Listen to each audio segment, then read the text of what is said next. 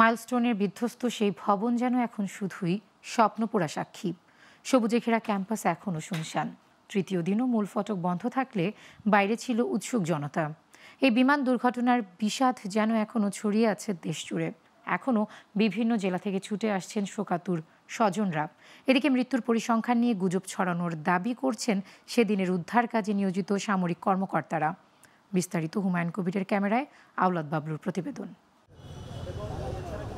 যুদ্ধবিমান দুর্ঘটনাকে ঘিরে সামাজিক যোগাযোগ মাধ্যমে মাইলস্টোন ট্র্যাজেডির সবচেয়ে বড় বিভ্রান্তি চলছে আহত ও মৃতের সংখ্যা নিয়ে, যেখানে বিভিন্ন ক্ষোভের শিকার মূলধারার গণমাধ্যম ও সেদিন দায়িত্ব পালনকারী সামরিক বাহিনীর সদস্যরা।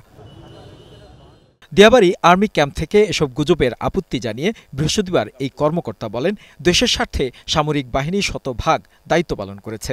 এর বাইরে এমন ঘটনার অপতথ্যের কোনো সুযোগ নেই। আমাদের ক্যাম্পের সদস্যরা মনুষ্যত্ব এবং মানবিকতার উদাহরণ স্থাপন করে তাদের শরীরের ইউনিফর্ম খুলে তাদের এই মৃতদেহের উপরে বিছিয়ে দিয়েছিলেন। বিছিয়ে দিয়ে তারা বুঝাতে চেয়েছিলেন যে সবার উপরে মানুষ সত্য, এর উপর আর কিছু নাই।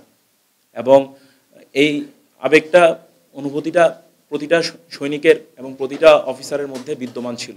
এদিকে তৃতীয় দিন পর এখনও মূল ফটক বন্ধ মাইলস্টোনের। ঢুকতে দেয়া হচ্ছে না কাউকে, নিষেধ গণমাধ্যমও। তারপর সামরিক বাহিনীর সহযোগিতায় গোটা কয়েক সংবাদ মাধ্যমকে ঢুকতে দেয়া হয়। তবে গেটের বাইরে উৎসুক মানুষের ভিড়। কেউ এসেছেন দূর দূরান্ত থেকে, কেউ বা হাজির সপরিবারে। থেকে এসেছি দেখার উদ্দেশ্যে এই জায়গায় আসলে দুর্ঘটনাটা কি ঘটছে। মিরপুর থেকে আসছি। এখন প্লেন গেলে মনে হয় যে না জানি কখন এসে প্লেনটা পড়ে যায়। সবুজে ঘেরা এই ক্যাম্পাস এখন অনেকটাই শুনশান।